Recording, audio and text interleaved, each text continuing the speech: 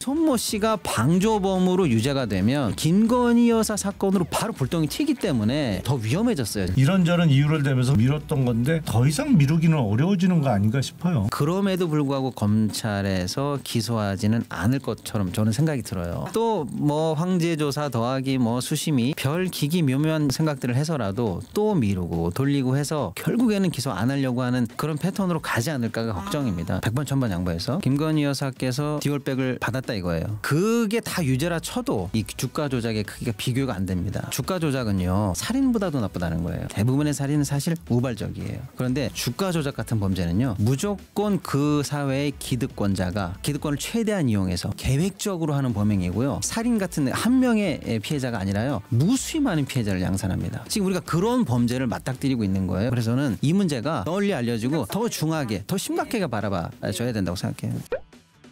저는 한동훈 대표가 김건희 여사를 희생양을 삼을 거라고 생각합니다. 최근에 나온 뭐 공천 개입 의혹 이런 부분들을 통해 가지고 결국 본인의 패배, 그러니까 국민의힘의 패배, 재보궐의 패배 이런 것들이 쌓였을 때 이거는 내 잘못이 아니고 김건희 여사 때문에 우리가 지고 있는 거야라는 얘기를 언젠가는 꺼낼 겁니다. 지금 우리 윤석열 정부에 굉장히 여러 잘못들이 있죠. 국민들이 보셨을 때 가장 신뢰도가 낮은 부분이 김건희 여사 관련이에요. 10점 만점에 신뢰도가 1.97이라는 얘기는 국민 대다수가 절대 안 믿는다는 얘기고, 이 정도 수치가 나오려면 보수 지지층도 김건희 여사는 못 믿겠다라는 응답이 나와야 됩니다. 국민 여론은 이미 조성이 되어 있는 단계이고, 스모킹 건이 나오느냐, 한동훈 대표 그 1심 논란 나왔을 때 위아래로 훨씬 더 민감한 내용들이 있는 것 아니냐, 결정적으로 김건희 여사를 쳐내야 될 때를 대비해서 저는 갖고 있는 것 아닌가.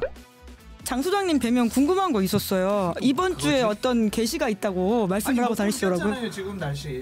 근데 하필이면 용산과 창원 왜 어떤 무속인의 전화를 받으셨다는 거죠? 무속인이 아니라 이제 저 인생 선생님이죠. 수린 선생님. 역술도 하시는 인생의 멘토. 뭐 그런 얘기를 전해주셨는데 한번 지켜보시죠. 나라가 좀 시끄러울 것 같다니까. 이번 주 안에 이번 주에. 장성철의 예언, 한남동과 창원에 먹구름이 낄 수 있다. 나라가 좀 시끄러울 것 같다니까. 한번 지켜보시죠. 이번 주에. 난 이제 지쳤어요 땡벌 땡벌, 조언하다 지쳤어요 땡벌 땡벌, 비판을 해봐야 뭔 소용이 있나요 호호. 수사심의를 소집해봐야 뭐합니까? 결론이 어떻게 날지도 모르는 거고, 그래도 한번 기소를 하세요라든지 그렇게 하더라도 수사팀이 그것의 결론을 따라야 될 의무도 없거든요. 이원석 총장이 서울중앙지검한테 사실 무시당한 거잖아요. 총장 패싱해가지고 총장한테 알리지도 않고 도이치모터스 주가 조작 사건까지 제3의 장소에서 조사를 한 거지 않습니까? 지금 임기가 9월에 끝나는 사람 아닙니까? 이건 얼마 남지도 않았는데 수사심의 소집한들 뭘 할 수 있을 것이며, 지금 과연 검찰총장이 맞긴 합니까? 저는 그래서 아무것도 못하고 이대로 요 수사팀의 결론대로 끝날 것 같다. 평검사들은 뭐 하고 있는 겁니까? 자신들의 검찰총장이 이렇게 패싱당하고 모욕을 당하고 있는데 어느 하나가 게시판에 글을 쓰는 사람이 없어요. 그때 국회에서 검사 탄핵한다 했을 때 어땠습니까? 내 목을 쳐라 말해서 난리도 났었거든요. 그 용맹한 검사들이 다 어디로 갔는지 찾고 있습니다. 김건희 여사는 V0거든. 이 나라의 국채야, 국채. 건드릴 수 없는 거지.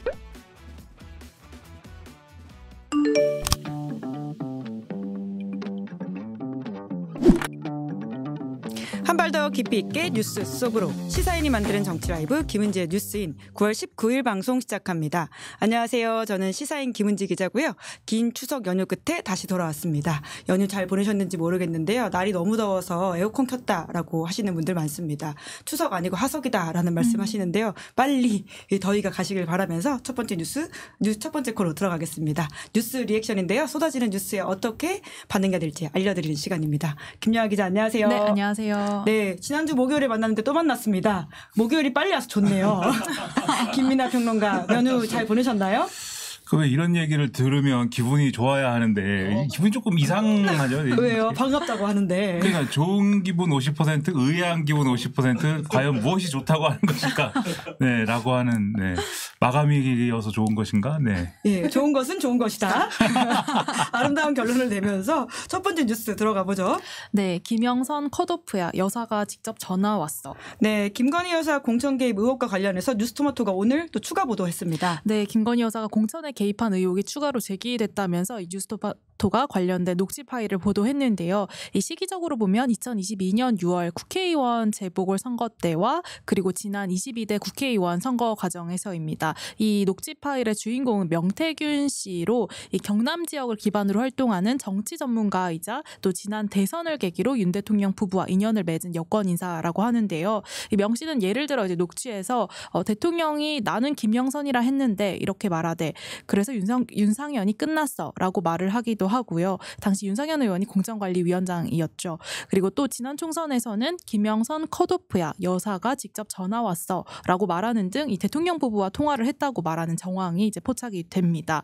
뿐만 아니라 지난 2월 29일에 김영선 전 의원과 명 씨가 경남 하동의 칠불사에서 개혁신당 이준석 의원 등을 만나서 김 여사의 공천 개입 폭로를 대가로 해서 비례대표 압순번을 요구했다라고도 보도를 했는데요. 당시 김종인 개혁신당 공천관리위원장이 거부 의사를 밝히면서 이 사안이 받아들여지진 않았다고는 하지만은 정치적 파장이 어쨌든 커지고 있습니다.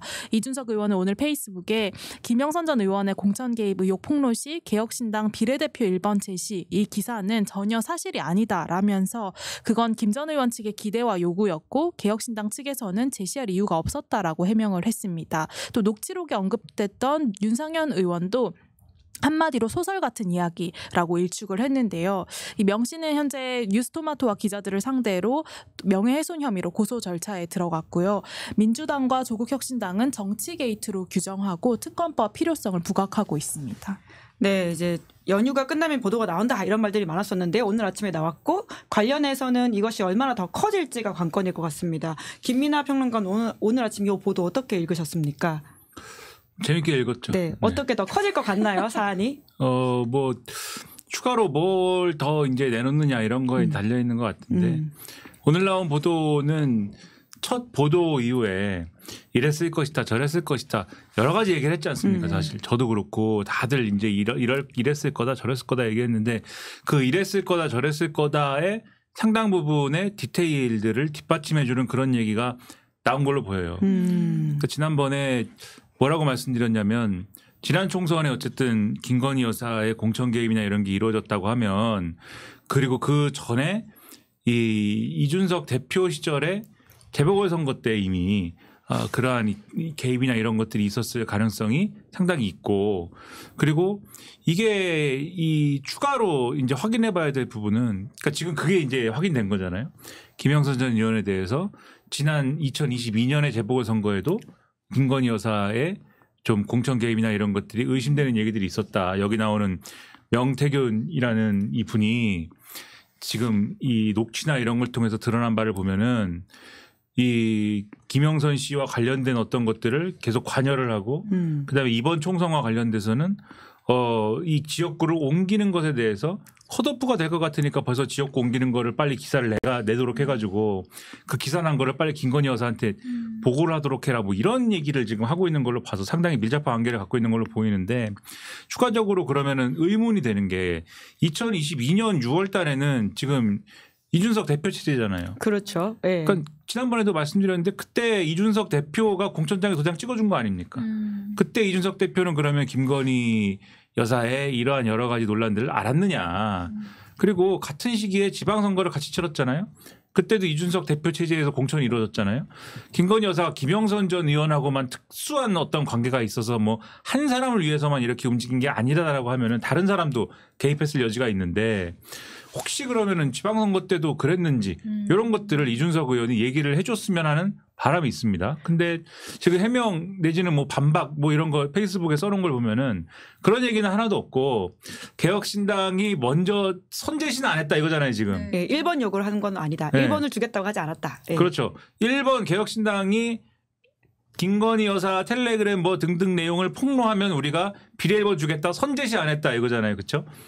당근 마켓도 아니고 선제시 안 했다 이건데 글쎄 선제시를 했든 뭘 했든 간에 지금 이준석 의원이 알고 있는 내용이 있을 거 아닙니까? 그럼 알고 있는 내용에 대해서 다 얘기를 해주는 게 중요하다 이렇게 보는데 계속 어떤 받는 인상은 지금 이제 이준석 의원과 개혁신당 측 인사들의 설명 내지는 뭐 이런 움직임을 통해서 유권자들이 받는 인상은 다 얘기를 안 해주려고 하는 것 같다. 이런 인상을 지금 받고 있는 거거든요. 그렇게 하지 말고 좀 얘기를 해줬으면 좋겠다. 네. 그러기엔 다 같이 죽을 수도 있는 상황이기 때문에 말을 안 하는 게 아니냐 지금 이런 식의 지적을 하시는 거 아닌가요? 본인도 연루될 가능성을 이야기하신 건데요. 그렇죠. 그럼 언제까지 이걸 안고 갑니까? 오늘 뉴스토마토 보도를 보면은 사실 이 명태균이라는 분이 굉장히 사실 이제 지난번 첫 번째 보도 나왔을 때도 일부 인사들에게 제가 주워들은 바는 굉장히 발이 넓은 분이에요. 이분은.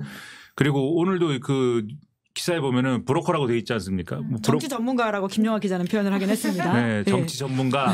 네, 정치 전문가일 수 있고, 네, 뭐 책사일 수도 있고, 그리고 어떤 뭐 행태가 근데 브로커에 가까운 뭐 행태일 수도 있고 지금 막 김영선 전 의원을 갖다가 뭐 이렇게 얘기하는 걸 보면은 그런 걸 보는데 그런 일을 하려면은 굉장히 발이 넓어야 되고 지금 김건희 여사가 취임식에 초청도 했다는 거 아니에요 지금.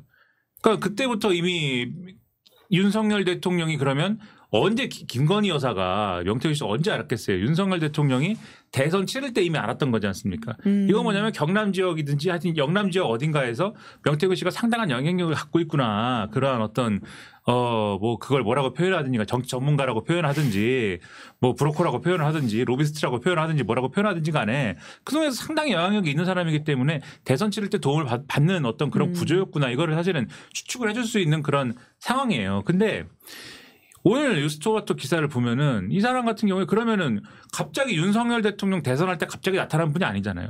이번 그 지역 정가에서 잘 알려진 분이거든요. 오늘 기사에 보면은 김두관 전 의원도 알고 뭐 다 그 동네에서 활동했던 분들이 되게 아는 분이고 제가 뭐 돌아다니면서 아는 분들도 몇 번 얘기를 하더라고요. 그럼 김민하 평론가도 이 명 씨에 대해서는 이전부터 이야기 들은 바가 있는 건가요? 아니, 이전에 저는 들은 바 없는데 이 사건 이 뉴스토마토 기사 첫 번째 기사가 나오고 나서 사실 나도 알아. MC는 이런 사람이랍디다라고 그 첫 번째 기사 나온 날 제가 이제 국민의힘 측 인사에게 물어봤는데 이런 사람이라는데 그랬더니 그 사람이라면서 얘기를 쭉 해주더라고요. 그러니까 잘 알려진 인사인 거예요. 근데 이런 분이면은 그 이전부터 활동을 해왔다라는 거고 그 이전부터 활동을 해왔다라는 거는 이준석 의원이나 또는 김종인 전 비대위원장도 아는 사람인 거죠. 근데 제가 이걸 그냥 얘기하는 게 아니고 뉴스토마토 기사에 보면 그 얘기가 써 있어요. 또 김종인 그리고 이 명태균 씨 측에서 김종인 전 비대위원장이랑 같이 사진 찍은 거 올리고 막 이러는 거잖아요. 지금 페이스북에다가. 나왔죠. 그렇죠. 보도에 포함되어 있는 거고 그리고 이준석 의원 같은 경우에 그 김종인 전 비대위원장이 뉴스토마토 측에 코멘트한 걸 보면은 이준석 의원이 또 그 전당대회 치를 때 자기가 대표될 때 그때 또 명태균 씨한테 도움을 받았다 뭐 이런 얘기하고 그리고 그 기사에 보면 갑자기 또 함성득 교수가 나옵니다. 또 갑자기 대통령과 가깝다라고 알려져 있는 그렇죠. 같은 그 건물에 살아가지고 밑도 끝도 없이 나와가지고 이분이 또 이 명태균 씨가 여론조사 업체 비슷한 것에 관여하는 뭐 이런 또 전문가로도 알려져 있다 보니까 데이터를 가지고 많이 말씀을 하신다는데 이런 데이터를 또 김종인 전 비대위원장이 참고도 하고 그랬다 뭐 이런 얘기도 해요. 그러니까 사실 이분을 중심으로 해갖고 다 이래저래 얽혀 있는 거고 그래서 하나를 얘기하기 시작하면 제가 볼 때 이준석 의원도 하나를 얘기하기 시작하면은 다 얘기해야 되잖아요. 그 전에 명태균 씨와는 어떤 관계였는지 그리고 2022년에 그러면은 공천할 때는 김건희 여사 역할이 있었는지 그때 명태균 씨 역할은 뭐였는지 본인이 전당대회 때는 어떤 역할을 했는지 이거 다 얘기해야 되고 그다음에 이런 게 있어요. 또 이준석 의원 입장에서 지금까지 어쨌든 한동훈 대표하고 차기 대선을 그 경쟁하는 구도를 만들어가는 과정이었지 않습니까? 근데 얘기가 이상하게 풀리는 게 지금 이런 식으로 김건희 여사를 사실상 옹호하는 것 같은 그림이 돼버리는 거잖아요. 이게 정치적으로. 근데 지금까지의 전략은 이준석 의원의 전략은 한동훈 대표를 향해서 저 사람은 술 안 먹는 윤석열이다. 그러니까 윤석열 대통령과 한동훈 대표가 일치하는 캐릭터상이 있는 거고 나는 그들과 달라 이러면서 차별하면서 가는 전략이었는데 이제는 이준석 의원하고 김건희 여사를 고리를 해갖고 윤석열 대통령이 뭔가를 한 것 같고 지난 총선에서 김건희 여사가 꽂으려는 사람들을 막은 사람이 한동훈 대표가 되는 것 같은 그런 그림이 되는 거잖아요. 그러니까 이거는 이준석 의원 생각에는 이상한 구도거든요.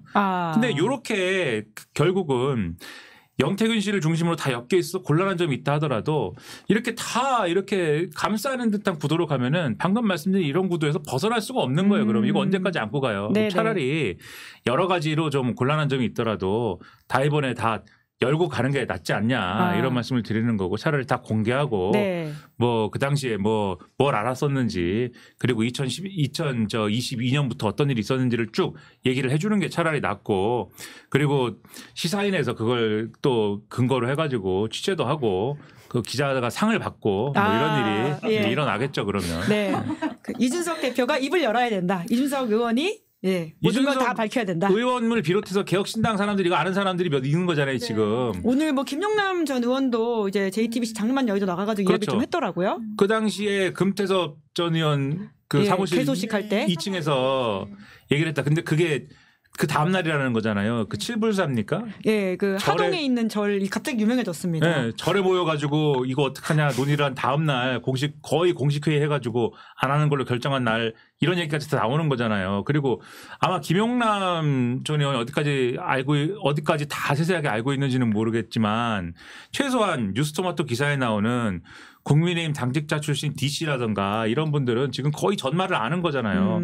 다 말씀을 하면 좋은 거고 특히 당사자인 김영선 전 의원이 무슨 뭐 어떤 이제 당근을 받고 이제 어떠한 정치적 미래를 그리고 있는지 모르겠으나 이번 기회에 털고 가셔야죠. 털고 갑시다. 이거 뭐 언제까지 이거 언제까지 감추고 갑니까 이런 사실을. 네. 이제는 입을 열 때가 됐다. 털고 가라. 근데 당장 명태균 씨는 근데 이게 다 사실이 아니다라고 주장을 하고 있어서 어떻게 될지 모르겠는데 그러면 사실이 아니다라고 주장을 하는 쪽에서 그러면 뉴스토마토 사실이 아니다라고 주장하는 명태균 씨라는 분은 지금 텔레그램 메시지랑 원본 이런 거 다 갖고 있을 거 아니에요. 그럼 그거 원본을 공개하면은 명태균 씨가 주장하는 대로 이 뉴스토마토 기사가 거의 사실이 아닌 것을 보도했네라는 게 증명이 될 거 아닙니까? 그렇죠? 지금 자신이 갖고 있는 텔레그램 메시지가 이러저러한 내용이다라고 하는 거는 설명을 했는데 원본을 공개한 적은 없는 거잖아요. 지금까지. 그죠? 원본을 아예 공개를 해가지고 그럼 이 논란을 불식을 시키든지 뭐 이렇게 하면 될 것 같은데 좀 답답한 면도 있고 그러니까 빨리 가르쳐 주세요 다. 명태균 씨도 입을 열어야 된다. 공개를 해라. 거긴 입은 많이 열고 있으니까. 입은 열었으니까. 공개를 해라. 예. 뭐 어떡합니까? 당사자가 다 진실을 밝히는지 여부를 우리가 확인할 수 없잖아요. 예. 그 해당 기사에 보면 이제 본인의 이야기들이 좀 나와 있긴 한데요. 김영하 기자 좀 소개해 주겠어요? 네, 뉴스토마토 기사에 이제 명태균 씨가 이제 입장을 밝혔는데 이제 이소부화의 바람과 태양, 바람을 선택하셨군요라고 답을 했다고 합니다. 그러면서도 자신의 페이스북에는 태풍이 불 것 같다라는 또 말을 남기기도 했고요. 또 그 이후에는 사실 뭐 아무런 답을 듣지 못했다고 뉴스토마토가 밝히고 있습니다. 네, 바람과 태양의 은유가 좀 어떻게 해석할 수 있는 부분일까요? 그러니까 이게 뭐 모르겠어요 무슨 뜻으로 하는 얘기인지. 근데 이 비유법을 제가 이렇게 자세히 생각해 보면 그런 비유 아니겠어요? 그러니까 내가 뭐 내놓는 방법도 있는데 나한테 피해가 안 갈 수 있는 방법으로 햇볕을 잘 쬐어주면서 그러면은 나한테 어떤 내 정치적 미래도 보장을 하면서 잘 빠져나갈 수 있는 어떤 길을 제시를 해주면 슬금슬금 내놓으면서 이거 갈 수도 있는 건데 지금 시작하자마자 뭐야 MC가 뭐야 일단 MC부터 시작해가지고 네네. 자기가 나올 수밖에 없는 방식으로 보도를 하고 그러면 이거는 어떤 충돌하는 방식으로 취재를 해야 되고 보도를 해가지고 압박을 하는 방식으로 지금 팩트를 캐내야 되는 그런 방식으로 보도를 하게 되는 거잖아요. 그러니까 그거를 이렇게 비유한 거 아닐까 이렇게 생각을 하게 되는데 그렇게 얘기를 하고 있다는 거는 본인은 순순히 이걸 내놓을 마음은 없다. 이렇게 얘기를 하고 있는 게 아닌가로 해석은 됩니다. 근데 뭐 어떡하겠어요. 상황 그렇게 된 걸 뭐 이제 와서 뭐 어떡합니까. 네. 모든 걸 다 해석해준 김민아. 정말 그 태양과 바람조차도 이렇게 유리하게 맞아요. 해석해 주셔가지고 네. 제가 순간 굉장히 감탄을 했습니다. 딴 거 하시는 것 같은데. 뒤에 이현주 의원이 좀 늦게 오신다는 말이 있어가지고 긴급하게 시간을 좀 체크하고 있었습니다. 뭐, 몇 분까지 가능하세요? 아니 뭐 떠드는 거야 뭐. 떠드는 그 거야. 뒤에 방송 있지 않으시고요? 그렇죠. 막 이제 뭐 어떻게 가야죠. 근데 뭐. 가야죠. 네. 몇 분까지 가능하세요? 글쎄 뭐 어떻게 해야죠 뭐. 그러면 계속 하는 걸로 하면서 이현주 의원 올 때까지 좀 하겠습니다. 아니 계속은 근데 뭐. 예. 저희 2부에 이현주 의원 순서가 준비되어 있는데 회의가 워낙 늦게 끝나가지고 출발을 이제 하셨다고 해서 저희가 굉장히 긴급 상황이었는데 또 그 짧은 순간에 김이나 평론가 그것까지 캐치해가지고 무엇을 하고 있는지를 확인하셨습니다. 감사합니다. 자, 두 번째 뉴스 키워드 그럼 넘어가 볼까요? 네, 윤석열 최저 지지율 기록. 네, 20%를 기록했다고요? 네, 한국갤럽이 지난 10일부터 12일까지 실시한 조사에 따르면요. 대통령 직무수행 긍정평가가 그 전주에 대비해서 3%포인트 하락한 20%로 집계가 됐습니다. 취임 이후의 최저치인데요. 심지어 70대 이상 보수층 성향에서도 부정률이 이제 50% 내외로 나타났습니다. 좀 더 자세한 결과는 중앙여론조사심의위원회 홈페이지를 확인하시면 되는데요. 아직 임기가 2년 7개월 남아있는 시점이라는 점에서 앞으로의 어떤 국정 동력이 크게 약화될 것이다. 이런 분석이 나오고 있습니다. 조선일보마저도 지지율 20%를 심각하게 받아들여야 된다라는 내용의 사설을 오늘 실기도 했고요. 또 민주당은 이번 추석 민심에 대한 평가를 심리적 정권 교체다라고 이제 공세를 하고 있는 상황입니다. 아무래도 이제 의정 갈등이 장기화되고 있고 또 김건희 여사 의혹 등 이런 문제들이 지지율 하락에 영향을 끼친 것으로 보이는데요. 이런 분위기를 의식한 듯 이제 지난 17일 추석 당일에 윤석열 대통령이 강원도 화천군에 위치한 육군 15사단을 방문을 했습니다. 여기서 이제 윤 대통령이 군인들이 잘 먹어야지 이 전투력도 생긴다면서 부대들의 전투 식량과 통조림을 충분히 보급하라고 지시를 했는데요. 이를 두고 이제 전투 식량이 군인들의 주식이 더 이상 아닌데 너무 현실 물정을 모르는 것이 아니냐, 또 그게 근무 여건 개선이냐 하는 비판이 또 온라인 커뮤니티를 중심으로 커지고 있습니다. 네, 이제 그런 가운데 오늘 대통령이 김건희 여사와 함께 체코 순방길도 올랐습니다. 네, 나토 순방 이후 2달 만에 출국인데요. 2박 4일간 일정 동안 체코 원전 수주를 둘러싼 이제 원전 동맹을 구축한다라는 계획입니다. 윤석열 대통령 로이터와 서면 인터뷰에서 체코 원전 건설 사업에 대해 걱정할 필요가 없다. 또 성공적으로 완수될 것을 확신한다라고 밝혔는데요. 무엇보다 이번 순방길에 김건희 여사가 이제 동행을 한 것을 두고 야권에서 비판이 나왔습니다. 민주당 박찬대 원내대표는 김건희 여사가 가야 할 곳은 마포대교와 체코가 아닌 특검조사실이다라고 이제 비난을 했습니다. 네, 이제 아무래도 대통령 역대 최저 지지율 찍고 또 김건희 여사의 행보가 계속되다 보니까 국민의힘 여권 최고위원조차도 이제 민심을 전달하면서 여사가 좀 안 다녔으면 좋겠다라는 식의 이야기를 전했거든요. 그 김건희 여사의 이 잦은 행보에 대해서는 이 대통령 지지율과 연관이 있다라는 평가가 있는데 어떻게 보십니까? 연관이 있겠죠. 네. 거기에 대한 코멘트도 좀 부탁드립니다. 지지율 연관이 없을 수가 없죠. 지지율이 이렇게까지 망한 것은 망했지 않습니까? 지지율이. 네, 우선 의정 갈등이 1등으로 꼽히고 있긴 한데요. 이제 김 여사 이슈가 그러니까 꼽히는 것 이상으로 사람들한테 민심으로 크게 다가가는가 뭐 이런 질문이거든요.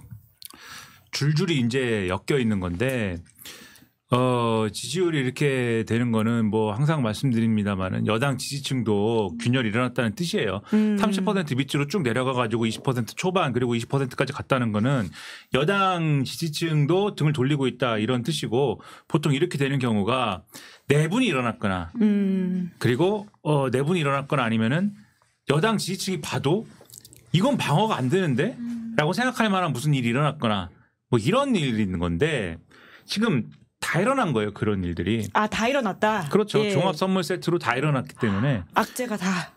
크게 보면은 지금 지지율 하락에 영향을 미치고 있는 사건 3개라고 볼 수가 있는데, 첫째는 방금 말씀하신 의료 대란입니다. 그러니까 이게 뭐가 설명이 돼야 되잖아요. 왜 이렇게 됐는지에 대한. 그리고 불가피하게 이런 상황이 됐다고 해도 정부가 정말 열심히 뭔가를 막으려고 최선을 다하고 노력을 하면서 정말 어쩔 수 없이 이렇게 됐는데, 거기에 대해서 국민 여러분 너무 죄송합니다. 저희가 하느라고 하는데 이렇게 됐습니다. 대통령이 나와서 사과도 하고 저희가 다시 한번 잘해보겠습니다. 이렇게 됐는데 뭐 이렇게 하고 뭐 이렇게 하면서 가면 그럼 또 모르겠는데, 그럼 보수층이 좀 뭉치면서 그래도 대통령이 해보겠다는데 좀 참아봅시다 이렇게 갈 텐데, 그게 아니고 한덕수 총리는 가짜 뉴스라고 그러고 응급실 상황에 대해서 가짜 뉴스라고 그러고 지금 정부는 거의 의료 대란을 극복했다는 분위기잖아요. 지금 추석 때 별일 없었다 뭐 이런 태도지 그렇게 않습니까? 밝히고 있죠. 네. 네. 추석 때 별일이 없었고 지금 아주 추석 때 국민들이 도와가지고 다들 응급실도 안 가고 분위기가 좋다. 앞으로도 응급실을 가지 마시라. 경증 환자들은 가는 거 아니다 원래 뭐 이런 거잖아요. 지금 이런 걸 보면 이런 태도인데 적반하장이지 않습니까? 그럼 아직도 왜 2,000명인지는 설명이 안 되잖아요. 그거 설명한 적이 없잖아요. 그거를 과학적 추계라고만 하지. 그러니까 이런 걸 보면 이게 방어가 되는 상황이 아니고 추석 때 다들 모여가지고 무슨 얘기 했겠습니까? 네? 병원에 못 가서 죽겠다 이런 얘기 하면 이제 어르신들이 이런 얘기 하면 이제 상대적으로 젊은 사람들이 그러게 윤석열 대통령이 돼가지고 뭐 이런 얘기하고. 추석 때 약간 집안 싸움 각 아닌가요? 근데 이제 이런 얘기를 네. 보통 집안 싸움이 돼야 되는데 이제 어르신들이 할 말이 없었겠죠. 이제 한숨 쉬면서 창밖을 내다보고 뭐 이런 구도니까. 지지자한테 근거를 주지 않는다. 그리고 이게 엉망이 된 거지 않습니까? 그러니까 의료 대란은 피부로 와닿는 문제이기 때문에 지지율 하락이 있을 수밖에 없고 이거를 한동훈 두 번째 한동훈 대표가 풀어보겠다고 뭐 이렇게 저렇게 했잖아요. 여야 의정 협의체도 만든다고 하고 하는데 뭘 한다고 할 때마다 정부가 뒷다리 잡는 모양새가 돼버리지 않습니까? 한동훈 대표가 2025년 입시에 대해서도 논의할 수 있습니다. 그러니까 일단 의료계 와서 앉으세요 라고 얘기할 때 국민의힘 내에서도 그러잖아요. 안 된다는 거 아는데 일단 와서 얘기는 해야 되니까 열어놓고 얘기하자는 거 아니냐. 그럴 결론은 그렇게 안 나겠지. 이렇게 얘기하는 거 아니에요. 근데 정부가 바로 거기다 대고 2025년을 못 건드립니다. 이렇게 얘기를 하면은 이게 악의가 안 맞는 거잖아요. 그리고 그걸 핑계로 의료계는 안 오는 거지 않습니까? 정부 입장은 그게 아니라는데 어떻게 믿습니까? 여당 대표 말을. 그러니까 안 오는 거잖아요. 실제로 추석 전에 안 열렸잖아요. 네, 지금까지도. 네. 그렇죠. 그리고 여전히 한동훈 대표 못 믿는 사이 아닙니까? 윤석열 대통령하고.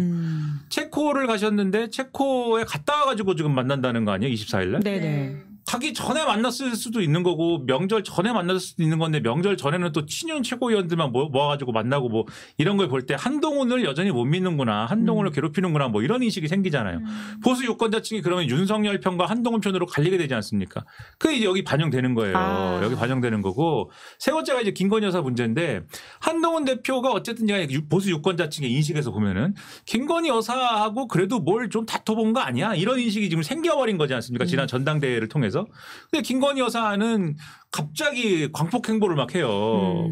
마포대교 가고 지난주에 좀 얘기했죠. 네. 갑자기 이게 명절이라고 한복 입고 나오셔서 강아지 분하고 나오셔가지고. 강아지가 분인가요? 그러니까 그분이 이제 너무 소중하기 때문에 제가 어떻게 불러드려야 될지를 몰라가지고. 네, 강아지 분하고 나왔고 어린이들하고 같이 막 이렇게 하고 너무 좋고 막 뭐 이런 상황에서 이게 김건희 여사 관련된 무슨 의혹이나 이런 것들이 다 풀려가지고 그렇게 강아지가 나오고 한 거면은 그래도 모르겠는데 오히려 명품백은 왜 무혐의 처분을 하려고 검찰이 하는 거지요? 라고 하는 의문. 그다음에 도이치모터스 주가 조작 사건은 2심이 판결이 나왔는데 처음에는 보수 언론도 이게 김건희 여사하고 손모 씨하고는 전주 손모 씨하고는 뭐 경우가 다를 수가 있어갖고 방조를 그냥 걸 수는 없을 걸 이렇게 가다가 판결문이 공개가 되니까는 거기 김건희 여사 얘기가 너무 많으니까 김건희 여사가 알았을 수도 그러면 방조 혐의가 될 수도 그럼 조금 카본 리스크가 조금 이제 가능성이 좀 올라갑니다. 그런 불안함은 있네요. 보수는 이런 태도거든요. 이런 상황에 왜 김건희 여사는 막 광폭 행보를 하지? 보수층도 다 의문을 갖는 거예요. 그러니까 이게 그런 김건희 여사를 윤석열 대통령은 감싸고만 있고 김건희 여사가 심지어는 한동훈 대표하고 막 그랬는데도 한동훈 대표 편은 안 들고 조선일보 칼럼 얘기했습니까 지난주에? 거기 보면은 다시 한번 말씀드리지만 증거는 없지만 이준석 대표하고는 왜 싸웠을까? 이준석 의원하고 윤석열 대통령이 왜 싸웠을까? 그것도 김건희 여사 때문 아닌가? 조선일보의 양상호 씨가 이렇게 지금 의심하는 거잖아요. 그래서 김건희 여사님 제발 화해를 시켜주십시오. 읍소라고 있지 않습니까? 김건희 조선일보. 많이 할 수 있다. 네. 김건희 여사님만이 윤석열 대통령과 한동훈, 이준석을 화해시킬 수 있습니다. 그렇게 하지 않으면 정권이 망합니다. 정권 재창출도 안 됩니다. 이러고 있잖아요. 얼마나 한심한 꼴입니까? 이런 한심한 꼴을 만든 사람 김건희 여사잖아요. 지금 보수층이 볼 때는. 그러니까 이런 상황이 되니까 당연히 지지율에 영향을 미치죠. 이 세 가지 요인 때문에 보수층이 결집이 안 되면서 지지율은 하락할 수밖에 없는 거고 자꾸 대통령의 현실 인식이 제대로 되지 않았다라는 어떠한 그 징후만 계속 나타나는 거예요. 전투식량 얘기가 뭐 그런 건데 사실 이거 보수층이 주목은 안 하겠지만 자꾸 이런 가랑비 옷 젖는다고 이런 얘기 자꾸 나오면 안 좋은 게 전투식량 아니 대통령이 되신 지가 좀 되지 않았습니까? 아무리 군 미필이다라고 하시더라도 뭐 제가 뭐 군 미필이어도 되는데 나는 공익근무요원이니까 그렇죠? 공익근무요원은 식당에서 먹었어요. 뭐 그 심지어 배식도 아닌데 아무튼 군대에 가면은 배식을 받아서 먹지 전투식량이나 이런 거 제가 알기로는 아주 무슨 뭐 혹한기 훈련 이런 거 할 때나 먹는 거고 뭐 어떡하라는 겁니까? 전투식량을 그럼 뭐 5인분씩 먹으라는 겁니까? 그거 어떡하라는 거예요? 그거 뭐 통조림 어떡하라는 겁니까? 10개씩 먹으라는 거예요? 어떡하라는 거예요? 차라리 배식을 잘해줘라 이런 얘기면 차라리 좋겠는데 이게 뭐예요? 그리고 저는 여기서도 사실 이거는 뭐 그냥 웃으라고 하는 얘기인데 윤석열 대통령의 초지일관 일편단심은 하나 이제 우리가 확인할 수 있는 게 있다. 뭔가요? 계속 이제 신경 쓰고 계속 밀고 가는 주제가 먹을 거다. 이게 먹을 거에 관한 거는 계속 밀고 간다는 것은 이거는 제가 높이 평가합니다만 그 진심은 높이 평가합니다만 먹을 거 외에는 지금 관심이 너무 없으신 것이다라는 이미지로 TPO가 맞아야 되지 않을까요? 먹을 것도? 그러니까 먹을 거라는 먹을 거에 대한 주제에 지금 꽂힌 거잖아요. 전투 식량이라는 그 장르가 있다. 여기에 꽂힌 거잖아요. 그래서 대통령이 구매를 해봤다는 거 아닙니까? 해외 전투 식량들을 종류별로 전투 식량이라는 장르에 꽂혀서 그거는 국군 장병들의 무슨 건강이나 뭐 이거는 관계가 없는 거예요. 대통령이 그 장르에 꽂힌 거지. 그냥 본인이 장르에 꽂혔으면 그걸로 끝내셔야지. 그거를 왜 얘기를 그런 식으로 해가지고 일이 엉망진창을 안 그래도 엉망진창인데 이렇게 본인의 관심사를 좀 국정으로 넓히시고 본인의 그 취향 말고 국정이라는 분야로 좀 넓히시고 잘 좀 하세요. 뭐 제가 뭐 어떡합니까 여기서. 터널 암흑 광명님께서 고등학교 무료 급식비 재원은 또 없어서 중단할 위기다라고 한다. 이런 식의 지적을 해주셨네요. 참 먹는 것에 진심이지만 여러 가지 차원에서 사람들이 지금 화가 나 있다라는 상황인데요. 세 번째 뉴스도 관련돼 있는 이야기니까 좀 넘어가 볼까요? 네, 김건희 특검법, 최상병 특검법 통과. 네, 오늘 거기에 더해서 지역화폐법까지 해서 국회 통과했습니다. 네, 야권 단독으로 처리가 됐는데요. 당초 국민의힘은 필리버스터로 이제 대응을 한다라는 이야기도 있었지만 결국 필리버스터 없이 본회의를 보이콧한다라고 밝혔습니다. 한 국민의힘 의원이 통화에서 이제 추석 민심을 이번에 직접 들어보니 민생을 챙기라는 요구가 굉장히 컸는데 민주당이 사실상 이런 정쟁 법안을 올림으로써 오히려 민심을 왜곡하고 있는 거 아니냐라고 이제 특검법에 대해 반대 의견을 내기도 했는데요. 일각에서는 이제 국민의힘 의원들이 필리버스터를 하지 않는 이유를 두고 대통령 지지율이 하락하고 있는 상황에서 김건희 여사에 대한 감싸기 발언을 하기가 이 국민의힘 의원들에게도 부담으로 작용하는 거 아니냐 이런 관측이 나오고 있는데요. 이 추경호 원내대표는 여기에 대해서 이제 민주당 하고 싶은 대로 해석한 사람들의 견해라고 이제 일축을 했습니다. 이로써 최상병 특검법은 벌써 세 번째고요. 또 김건희 특검법은 두 번째 이제 통과가 된 건데요. 김건희 특검법의 경우 재적 의원 167명 중 167표를 이제로 통과가 됐고요. 최상병 특검법은 재적 의원 170명 가운데 찬성 170표로 의결이 됐습니다. 여기서 이제 국민의힘 안철수 의원이 여기에 표결에 참여를 해서 찬성표를 던졌고요. 지역화폐법의 경우 재적 의원 169명 중에 찬성 166표를 얻었습니다. 개혁신당 의원은 반대 3표를 던졌고요. 국민의힘 측은 윤석열 대통령에게 제2요구권을 행사해 줄 것을 강력히 건의드리겠다고 밝혔습니다. 네, 아까 김민하 평론가도 잠깐 이야기했는데요. 또 와중에 윤석열 대통령이 체코 순방 갔다 와서는 한동훈 대표와 만찬 회동한다는 거죠? 네, 윤석열 대통령과 국민의힘 지도부가 함께 이제 용산에서 만찬 회동을 할 예정입니다. 추석 민심을 점검하고 의료개혁을 비롯한 개혁 과제를 논의하는 자리가 될 것이다라고 이제 대통령실이 밝혔는데요. 지난달 30일에 만찬 회동 얘기가 나왔으나 이제 추석 이후로 이제 연기가 됐는데 이를 두고 이제 윤한 관계가 불편해진 거 아니냐 이런 추측이 나왔습니다. 이번에 두 인물이 만나게 되면은 이제 2달 만에 만남이 됩니다. 네, 먼저 9월 24일에 만날 예정이라고 이야기해 주셨는데요. 실제로 만날 가능성 혹시 파토날 가능성은 있다고 보지는 않으세요? 만난다고 했으니까 만나겠죠. 예전에도 만나다고 했다가 미뤄지지 않았습니까? 만나겠죠. 네, 만날 것이다. 네. 저는 이게 일단 흐름이 중요하다. 뭐냐면은 지난번에 이제 만난다고 했을 때 틀어진 거는 한동훈 대표가 이 소위 말하는 의료 대란 문제를 가지고 치고 나오는 상황이 되니까는 안 맞나 이렇게 된 거잖아요. 네. 그게. 근데 지금 의료 대란과 관련된 상황이 어떻죠? 아직 이현주 의원 안 오신 거예요? 아, 예. 시간 괜찮으실까요? 5분 정도 아니, 더. 네, 지금 네, 상당히 쫄리는데 예. 아무튼 그 예. 의료 대란 문제 지금 어떻게 됐습니까? 아까 말씀드렸는데 추석에 사실은 이 여야 의정 협의체를 가지고 뭔가를 했었어야 돼요. 네. 했었어야 한동훈 대표도 뭔가 그걸 추진하기 위한 동력이 사는 것이고 이게 뭔가를 쭉 갈 수가 있는 것인데 못했지 않습니까? 그리고 이제 연휴를 넘겼잖아요.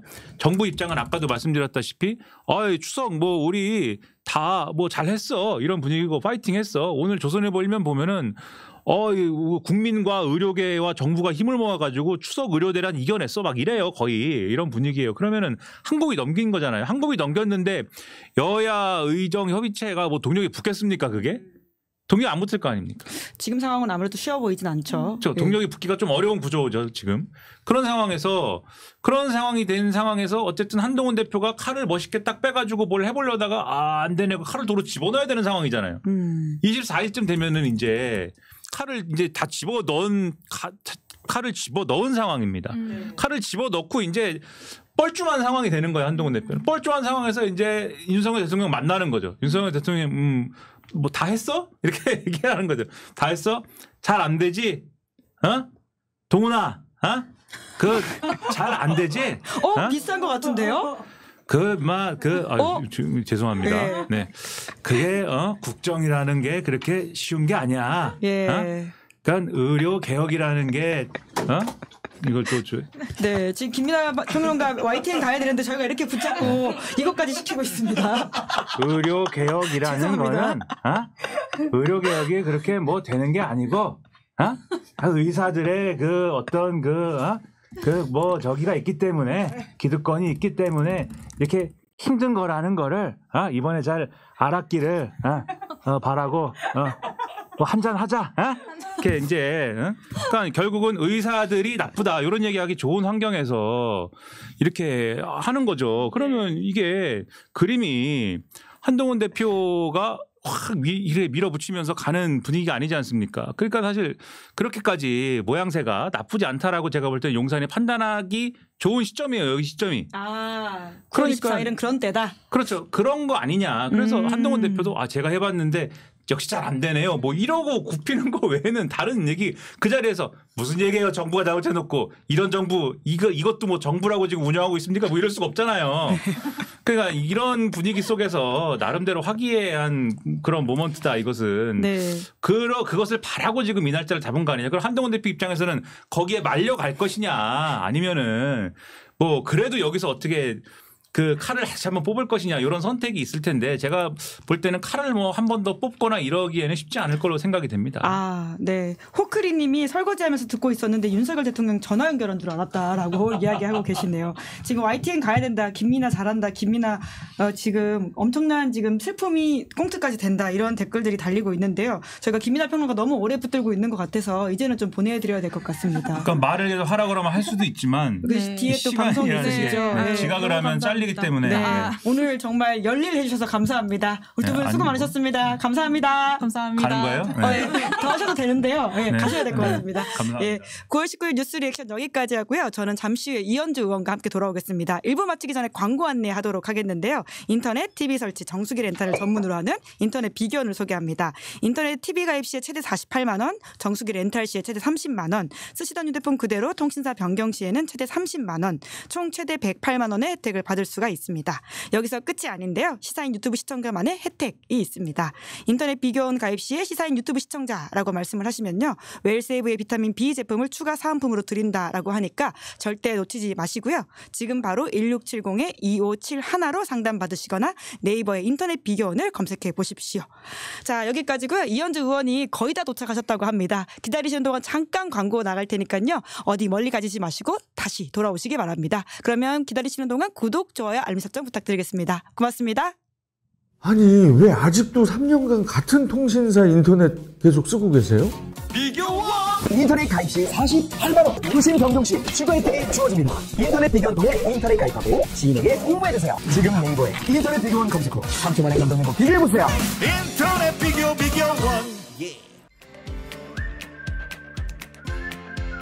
네, 9월 19일 김은지의 뉴스인 두 번째 코너 김은지의 인터뷰입니다. 정치 현안 제대로 읽어주실 선수 모시고 달려보는 시간인데요. 오늘은 더불어민주당의 이현주 최고위원님 모셨습니다. 의원님 오시느라 고생 많으셨습니다. 네네네. 네, 저희 기다려주신 분들한테도 감사드린다는 말씀을 드리면서요. 이현주 의원님이 긴급한 회의가 잡혀가지고 그것 때문에 좀 늦었다고 하시는데요. 어떤 회의셨습니까, 의원님? 이것저것 뭐 이렇게 지도부라서 그러세요? 그렇죠. 네, 그렇죠. 추석 때문에 추석 때 이제 그동안 이렇게 여러 가지 현안들이 많이 쌓여 있잖아요. 그러니까 그 이제 전략 회의를 할 게 많이 쌓여 있어서. 네. 아니 지금 몇 시간 동안 계속 아니 비공식 긴급 회의가 이런 식으로 들통이 나버렸습니다. 어떤 내용으로 의제 하나는 알려주시고 가셔야 될 것 같아요. 기다리셨던 분들한테. 아니 뭐 어쨌든 간에 지금 이제 지금 이슈화되고 있는 여러 가지 문제들도 많이 있고 현안들도 많이 있고 또 우리 선거 보궐선거도 있고 네, 또 이제 당장 우리가 또 결정해야 될 입장들도 있고 몇 가지 그죠? 네네. 그러니까. 네. 아무래도 김건희 여사 이슈가 가장 또 전면에서 회의 안건으로 다뤄지지 않았을까 싶긴 한데요. 오늘 아침부터 하루 종일 또 시끄럽지 않았습니까? 그렇죠. 그래서 그 김건희 여사 그 선거 개입 사건 그런 것들도 이제 그런 것들에 이제 말하자면 뭐 비하인드 또는 이제 정보 이런 얘기들도 많이 하고 그랬죠. 비하인드라고 하면 그건 뭐 아직까지는 키워드 정도는 알려주시고 가셔야 될 것 같습니다. 우리가 뭐 아직 확실치 않기 때문에. 그러니까 지금 민주당으로도 굉장히 제보가 많이 들어온다 이 정도로 이해하면 될까요? 김 여사의 공천 개입 의혹과 관련해서는 그런 것도 있고 그다음에 이런 여러 가지 의혹들이나 이런 것들이 나올 때 이것을 전략적으로 우리가 어떤 관점에서 어떻게 접근해가고 우리는 얼만큼 개입하고 뭐 이런 건 다 결정해야 되잖아요. 그죠? 우리가 마구 얘기할 수는 없잖아요. 또 지도부에서 마구 오만 얘기를 다 할 수는 없잖아요. 그러니까 또 이런 얘기를 하면서도 또 이제 예컨대 이제 예를 들어서 유튜브라든가 이런 데서 하는 수위의 얘기들이 있고. 또 지도부에서 이렇게 공식적으로 할 수 있는 얘기들이 있고 또 가려서 해야 되니까. 그 최고위원 되신 지 이제 한 달 정도 되신 것 같은데 좀 그 무게감이 확실히 다르신가요? 어떠세요? 최고위원 지도부가 되셨는데. 맞아요. 일단 전략적인 판단들을 매번 해야 되기 때문에 이게 되게 전략적 판단을 많이 해야 되는구나 하는 생각이 들고 그런데 뭐 제가 봤을 때는 이재명 대표 지도 체제가 상당히 나름대로 제가 다른 지도 체제는 해보지 않았기 때문에 잘 알 수는 없지만 상당히 나름대로 유능하게 잘하고 있다라고 자평을 합니다. 같이 일해본 이재명 대표는 좀 어떤 사람인가요? 장점과 단점 하나씩 꼽아주시죠. 너무 장점만 말하면 또 장점이 장점같이 안 들릴 수 있으니까. 네, 유능한 사람이에요. 유능하다. 네. 어떤 면에서 그걸 느끼셨어요? 의사결정을 현명하게 잘 하신다. 그리고 또 아닌 거는 결단해서 포기할 줄도 알고 유연하다. 실용적이고. 저는 굉장히 훌륭하다고 생각합니다. 제가 이때까지 만나본 대통령 후보감들 중에서 실질적으로 제일 잘할 것 같다. 실무에 투입되면. 그러면 아쉬운 점 하나를 꼽아주시간다면요? 아쉬운 점은 이미지 정치를 잘 못하신다. 어떤 의미세요? 아니 이제 이때까지 보면 사실 실력도 별로지만 이미지 정치만 가지고 지금까지 정치를 해오신 분들이 워낙 많으시잖아. 뭐 이거 어느 편이랄 거 할 거 없이 저는 뭐 양쪽을 다 비판하는 입장에서 저는 그런 정치를 별로 안 좋아하거든요. 저는 굉장히 실용적인 사람이기 때문에 그냥 한마디로 내가 만약에 유권자고 주권자고 이러면 그냥 저한테 도움되는 정치인이 좋아요. 효능감 있고 그래서 자기 할 일 야무지게 하고 일 잘하는 사람이 좋잖아요. 그죠?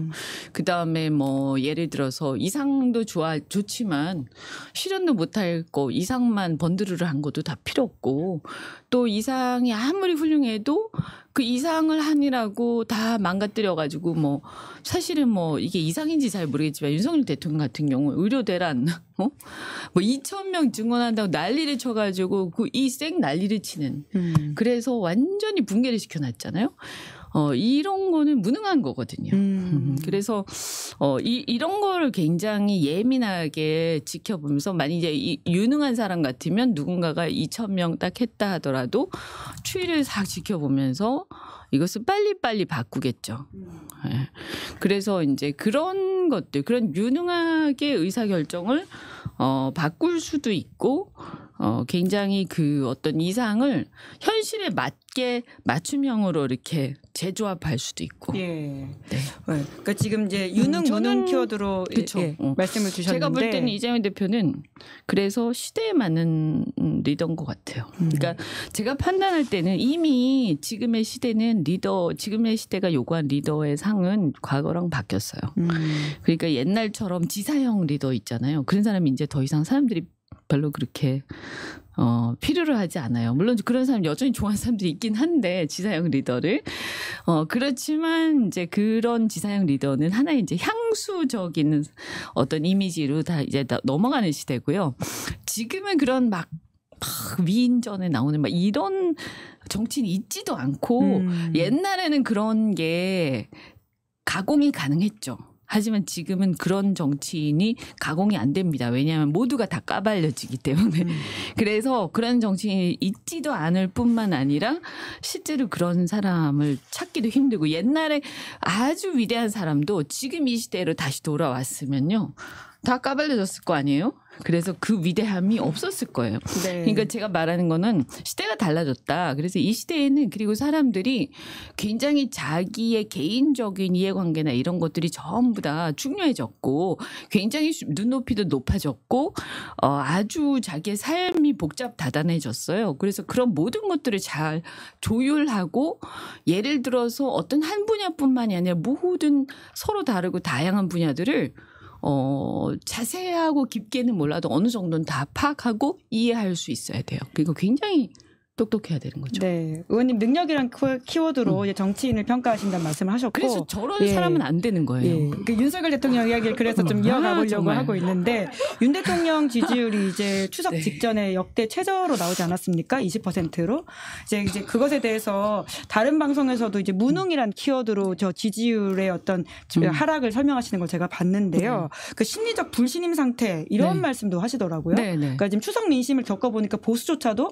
이제 윤 대통령 을 이제 신임하지 않는다 이런 말씀이신 거죠? 그렇죠. 네, 그냥 이제 그만했으면 좋겠다 이런 건데 이 그만할 경우에 나에게 미칠 영향, 내가 입을 불리기 이런 것 때문에 말을 참아 못하는 거지. 아 보수들이요? 네, 그냥 정말 이렇게 모자라고 이렇게 무능하고 이렇게 일 처리를 못하는 사람 어떻게 이럴 수가 있지? 뭐 이런 거 있잖아요. 이제 기가 막히는 거죠. 네. 그런데 대통령은 지금 의료대란이 생각보다 추석 때 심하게 나타나지 않았고 잘 대처하고 있다 이런 식의 평가를 하고 있는 것 같아요. 생각보다 사람이 많이 안 왔겠죠. 왜냐하면 금액을 높였잖아, 자기 부담률을. 이제 그런 것이기 때문이다. 그럼요. 그러면 그 의미는 굉장히 심각한 거예요. 왜냐하면 자기 부담률을 되게 높여놨기 때문에 앞으로는 그러면 응급실을 갈 때도 자기가 부담을 많이 해야 응급실 갈 수 있는 거예요. 지금까지 내가 부담하던 거에 한 2배를 내야 되는 거죠. 당연히 사람이 줄죠. 근데 그게 행복한 건가요? 더 잘 된 건가 그게? 그러니까 제가 보면 이제 앞으로 더 심각한 거는 지금 응급실이 그런 건데요. 이제 앞으로 수술도 그렇게 될걸요? 그러면 가만히 생각해 보면 자기 부담률을 높여야 수술 받을 수 있고 응급실 갈 수 있는 의료 체계가 과연 윤석열 대통령이 얘기하던 건가? 그럼 만약에 처음부터 그렇게 얘기했으면 국민들이 찬성했을까? 그죠? 어떻게 얘기했냐면 의사를 늘리면 증원하면 의료비가 내려가고, 그죠? 그다음에 접근성이 높아지고 그렇게 얘기하지 않았나요? 근데 거꾸로 된 거예요, 결과는. 그러면 결과에 대한 책임을 져야 되는 거죠. 책임을요? 어떤 식으로 책임을 져야 된다고 보세요? 아니 그만해야지 뭐. 대통령 그만해야 된다. 그러니까 그냥 국민들은요 그냥 이런 거예요. 그냥 너무 심하게 일을 못 하니까요. 짜증이 나고 더 이상 일을 안 했으면 좋겠는 거예요. 왜냐하면 하는 일마다 망쳐버리니까. 그냥 좀 못하는 정도가 아니라 아예 망쳐버리잖아요. 솔직히 말씀드리면 의료가요. 이 대란이 일어나기 전이 훨씬 더 낫다고 생각하는 사람이 더 많을 거예요. 지금 이렇게 돼서 더 나빠졌다고 생각할 거거든요. 아마 접근성도 떨어지고 그리고 앞으로 이거 이러다가 의료가 완전히 자본주의화되는 미국처럼 되는 거 아니야? 이렇게 걱정하는 사람도 있을걸요. 그러면 그냥 의사 증언 차라리 안 해도 되니까 오히려 합리적으로 재배분하면 되는 거였는데 인원을 뭔가 잘못 왔어. 우리 그냥 옛날로 돌아갔으면 좋겠어라고 생각하는 사람이 훨씬 많을 거예요. 그러면 저는 윤석열 대통령에 대해서는 일을 못한다가 아니라 차라리 안 하는 게 낫다. 일을 망치는 사람인 거예요. 하지 마라. 그렇죠. 일을 망치는 손을 댈 때마다 망치기 때문에 사람들은 이 사람 제발 아무것도 하지 마. 그리고 시간이 아까우니까. 그러니까 한마디로 대통령 해고를 하고 싶은 거죠. 대통령직에서 해고하고 싶다. 네. 하지만 대통령직에서 해고하기에는 지금 수단이 마땅치 않지 않습니까? 그게 문제고 그렇게 하는 과정이 너무나 복잡하고 막 피해도 크고 뭐 우리나라가 예를 들어서 뭐 간단하게 불신임 투표 국회에서 하고 끝나는 이런 나라가 아니잖아요. 그저 막 재판도 해야 되고 막 수사도 해야 되고 이런 과정이니까. 근데 이제 그 심적 불신임 상태를 지지율로서 나타내는 거잖아요. 20%. 저 정도 지지율이면 사실상 이미 한 자릿수라고 봐야 돼요.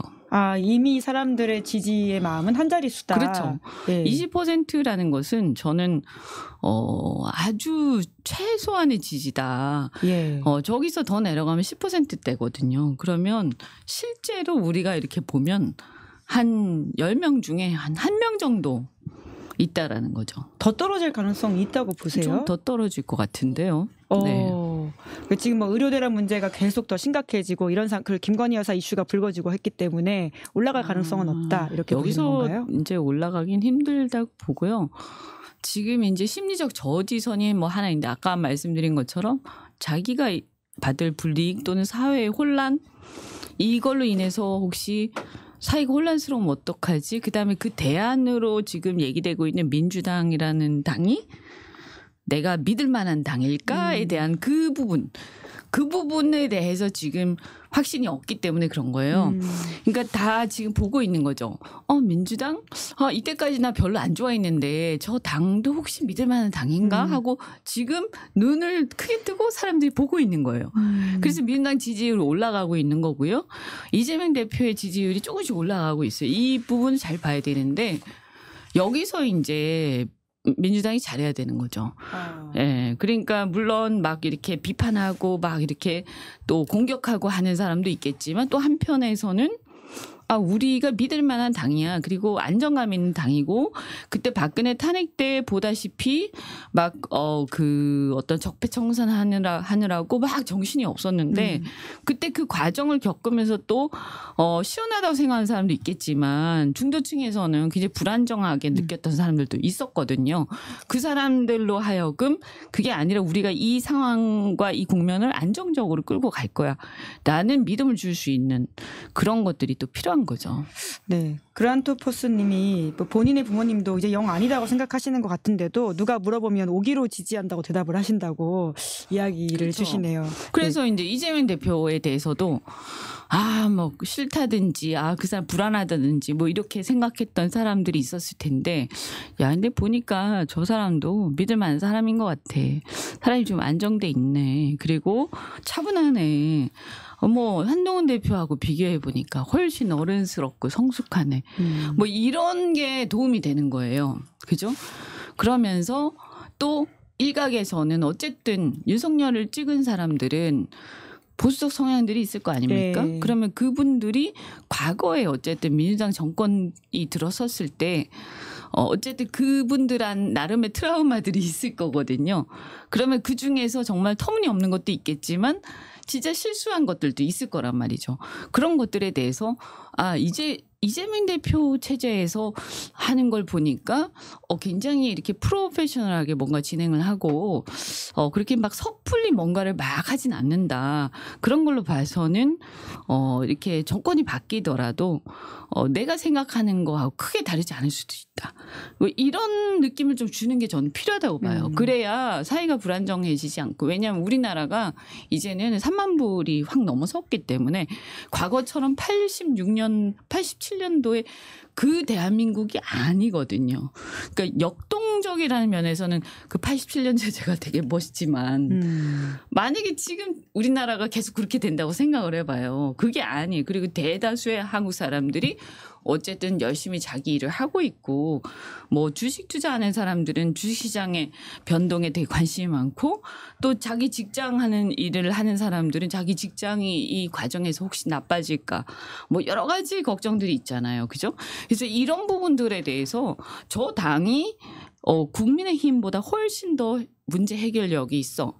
이런 믿음을 줘야 되는 거죠. 안정감을 주는 지도자가 중요하다 이런 말씀하셨는데 결국 지금 정부 운영에 있어서는 결국 여당과의 관계도 되게 중요한 부분인데 그래서 대통령이 지금 9월 24일에 갔다 와서 한동훈 대표를 만나겠다라고 하는 것 아닙니까? 그러니까 정부 사실상 국민들이 이제 해고 선언을 했다라고 하지만 결국 여당 의원들의 결단이 중요한 부분인 것 같은데요. 맞아요. 지금 한동훈 대표의 리더십은 어떻게 평가하고 계십니까? 뭐 우유부단 그 자체죠. 네. 어떤 점에서 좀 그렇게 보세요? 뭐 어쩌자는 건지 모르겠어요. 그러니까 윤석열 대통령과 같이 갈 건지 아니면 자기의 독자 노선으로 갈 건지. 저는 지금 있잖아요. 저 20%가 이제 무너지면서 10%대로 갈 때 간다고 거의 확정적으로 저는 뭐 보세요? 그럴 거라고 봐요. 언제냐의 문제지. 시기의 문제다. 네, 이제 더 많이 상황들이 터지고 그럴 거기 때문에 물론 약간의 오르락 내리락 할 수도 있겠지만 올해 안에 간다고 보거든요. 올해 안에 10%대 간다. 네. 그런데 이때 이제 그러면 여기서 사람들이 이제 모든 사람들이 이제 의사결정을 해야 되는 상황에 직면하는 거죠. 뭐냐, 그 의사결정이 한동훈 대표가 대표적이죠. 결정해야 돼요. 윤석열 대통령하고 운명을 같이 할지 말지. 그죠? 한동훈 대표와 국민의힘 의원들은 이제 결정해야 될 때가 다가옵니다. 그걸 고민하고 있을 거예요. 자, 필리버스터를 오늘 안 했어요. 그렇죠. 그죠? 그 사람들도 이제 아는 거예요. 그게 의미가 없다는 걸 아는 거죠. 그리고 국민들의 지지를 못 받는다는 것도 알고요. 그래서 동력이 떨어졌다고 저는 봐요. 이미 국민의힘에서는 그런 신호가 나오기 시작했다라고 보시네요. 억지로 해봤자 사실은 지지를 못 받으니까 자기들이 그 어떤 그걸 알지 않겠습니까? 근데 그렇다고 아직까지 완전히 이제 돌아설 용기는 아직 없는 거죠. 이제 그게 이제 10%를 찍으면서 흔들릴 거예요. 그죠? 그러면 사실 우리 입장에서는 이런 거예요. 자, 그들이 이제 10% 찍고 국민의힘 안에서 여러 가지 다른 생각들이 나올 때 민주당 입장에서는 그분들이 그런 생각을 자유롭게 할 수 있도록 그것을 도와주어야 되지 않겠습니까? 그렇잖아. 아니, 그러니까 뭐 우리를 위해서라기보다는 그냥 나라가 똑바로 가야 되잖아요. 그래서 이제 어떤 문제가 있냐면 과거에 박근혜 정권 때 보면 탄핵하고 나서 그냥 적폐청산의 피바람이 너무 심하게 불다 보니까 하고 나서 너무 정신이 없었단 말이죠. 그리고 나서 그다음에 뭐냐면 그때 탄핵에 참여한 사람들이 전부 나중에 어떤 하나의 큰 틀에서 그러니까 우리가 길을 가다가 나그네가 길을 간단 말이에요. 가다가 길 가다가 동물을 만날 수 있잖아요. 그죠? 길 가다가 친구를 만날 수 있어요. 근데 그 사람이 뭐 엄청난 어떤 긴밀한 관계라든가 이런 건 아니지만 그래도 같은 길을 가는 사이면 그래도 뭐 어두운 밤길에 같이 불 밝히고 갈 수도 있는 거 아니에요? 저는 그런 관계라고 생각을 하거든요. 그러면 그런 어두운 밤길에 길 가다가 나그네들이 같이 모여서 그 밤길을 같이 지나가는 관계가 됐으면 어쨌든 그 관계를 나중에 가서 경쟁할 수 있겠지만, 그죠? 그리고 의견이 달라질 수 있겠죠. 하지만 그 지나갈 때는 서로 이렇게 서로 협력해야 되는 거잖아요. 근데 이제 그걸 딱 지나가자마자 막 딱 뒤돌아서서 완전히 내몰라라, 이거는 좀 아니죠. 근데 이제 지난번에 예를 들면 박근혜 탄핵 이후에 그렇게 되면서 이게 어떻게 됐냐면 배신자로 그들이 다 낙인이 찍히고 정치적으로 전부 다 실패한 사람들이 됐어요. 보수의 내부의 동력을 지금 말씀해 주시는 그렇죠. 거네요. 예. 그래서 그런 부분을 어떻게 해야 되나 하는 것들도 설득하고 사실 예. 우리의 과제죠. 아. 네. 우리가 그냥 모든 거를 다 죽이자 뭐 이거는 아니잖아요. 예, 그죠? 예.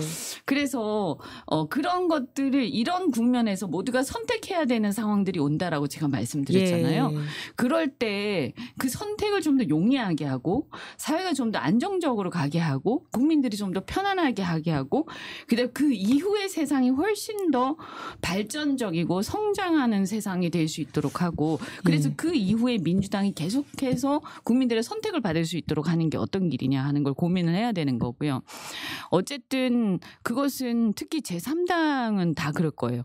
예를 들면 이준석 대표 지금 뭐 이렇게 보면 뭐 공천 문제, 공천 개입 문제가 이준석 의원의 스탠스를 어떻게 보시는지 좀 궁금하긴 좀 했어요. 애매하잖아요, 그죠? 예. 그런데 지금 아마 곧 이준석 대표는 자기 스탠스를 결정해야 되는 순간에 봉착할 겁니다. 모두가 결정의 순간을 곧 맞이한다. 그렇죠. 예.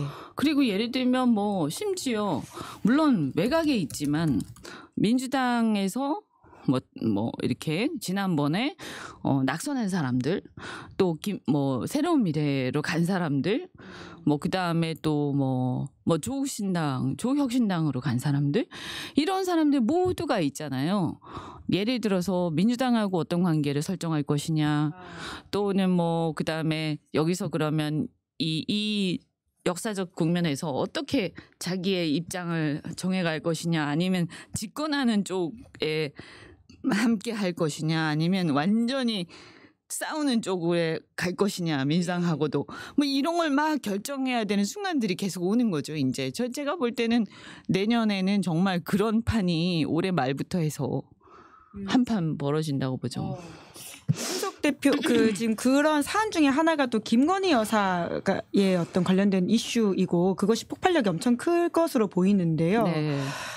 근데 아침에 이제 이현주 최고위원님께서 말씀하신 거 저도 좀 챙겨봤었는데 애초부터 좀 부자연스러운 공천이었단 말이 그때도 있었다라는 말씀을 주셨어요. 그러니까 김 여사의 개입이라고 하는 게 지금 나오는 정도 이상일 거다라고 내다보세요. 그렇죠. 그러니까 사실은 그게 단지 이게 이제 증거가 있는 건 아니니까 좀 조심스럽긴 한데 그런데 이제 예를 들어서 이번에 이제 나온 거 아닙니까? 녹취가 네. 그죠. 예. 그런데 그때도 좀 이상하다. 그죠? 그때도 왜 그 사람이 갑자기 그렇게 좋은 지역에 갑자기 벼락공천을 받았지? 이런 거. 그 정도로 무슨 대단한 사람인가? 갑자기 은퇴한 사람이 갑자기 튀어나왔잖아요. 그러면서 무슨 대단한 빽 있나 보다. 이런 얘기들이 오갔죠. 그죠? 그런 게 이제 그때 보면 보궐선거 때였는데 보궐선거가 대통령 선거 직후인가 있었던 것 같아요. 예. 그죠? 예, 그래서 대통령의 그 권력이 막강할 때, 김 여사의 권력이 막강할 때였기 때문에 그냥 사람들이 그냥 지레짐작으로 그 당시에는 대통령실이나 김 여사가 김 여사랑 친한가 봐. 이런 식의 막 지레짐작들이 막 오가고 했지만 그게 이제 구체적으로 어떤 건지는 그때는 몰랐던 거죠. 근데 되게 이상한 공천이다. 이런 얘기들은 있었죠. 네. 그러면 혹시 명태균 씨 이름을 의원님도 들어보신 적 있으세요? 이게 영남 지역 사람들은 많이 아는 꽤 좀 알려져 있는 사람인 걸로 알고 있어요. 근데 그 사람이 그렇게까지 대통령하고 가까운지는 몰랐죠. 대통령 대회랑. 예. 다만 이제 어쨌든 어떻게 그렇게까지 이렇게 보면 그냥 영남 지역에서 여론조사 같은 거 이렇게 컨설팅 같은 거 하고 이러면서 왔다 갔다 하는 그런 정도의 사람이라고 생각을 했는데 근데 어느 날 보니까 뭐 이준석 대표 또 저기 당의 어떤 지도부하고 되게 가깝다 뭐 이런 얘기들이 들리고 그 다음에 뭐 이제 많은 평론가들이나 이런 어떤 그 소문에서 야 그 사람이 뭐 대통령 내외랑 가깝다더라. 뭐 이런 얘기들이 막 소문이 났었죠. 예. 의원님도 이제 국민의힘 저변의 상황을 잘 알고 계실 텐데 그러한 분의 영향력이 이제 조금씩 나오기 시작하면 어디까지 이 사안이 갈 수 있을 거라고 좀 보세요. 고구마 줄기처럼 나오겠죠. 고구마 줄기처럼. 네. 아니 왜냐하면 이분이 그러면 대통령 내외하고 그렇게 친한가? 지금 관계가 되게 좋아서 나오는 것 같지 않거든요. 지금은 관계가 좀 멀어졌을 가능성이 있다. 그러겠죠. 계속 좋을 리는 없잖아요. 그죠? 그러니까 관계가 지금은 별로 안 좋아졌으니까 이런 녹취가 나오겠죠. 그죠? 그럴 것이고 그러면 뭔가 우리가 모르는 어떤 일들이 있었을 거 아닙니까? 그죠? 그다음에 이분만 있겠어요? 또 다른 사람이 막 있을 것이고 또 공천도 이것만 있을 리가 없고 그리고 공천만 있겠어요? 뭐 다른 것들도 막 있을 거고. 그래서 저는 이제 이게 말하자면 뚝이 무너지기 시작한 하나의 징조라고 보는 거죠. 이제 국감이 시작되니까 더욱 더 많은 폭로가 나올 가능성이 있겠네요. 네, 그렇죠. 그리고 이제 보면 그것도 되게 이상해요. 오늘 아침에 보니까 칠불사라는 절에서 하동에 있는 절이라고 하죠. 거기서 그 만났다. 절에서 사람들이 다 만나서 개혁신당 사람들이 만나서 뭐 공천을 얘기했다라고 하는데 밤새 얘기했다잖아요. 그러니까 원래 이렇게 잘 알았으니까 그렇게 밤새 얘기했겠지. 뭐 그렇게 대단한 그거라고 그렇잖아요. 엄청나게 유명한 사람도 아닌데.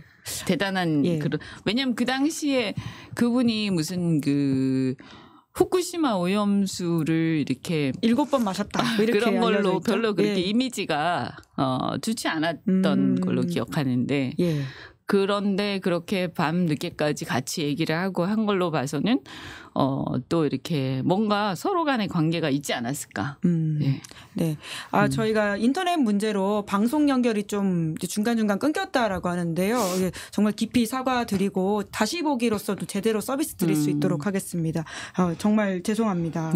어쨌든 이것뿐만이 아니라 저는 뭐 무슨 그 공사 계약에서도 뭐 나오고 막 하잖아요, 지금. 그죠? 관저 이슈도 관저 있죠. 공사 계약도 그렇고 이제 그냥 시작인 것 같아요. 이게 계속 나올 것 같고 특히 여사와 관련된 거는 지금 줄줄이 나오고 있는 거 아닙니까?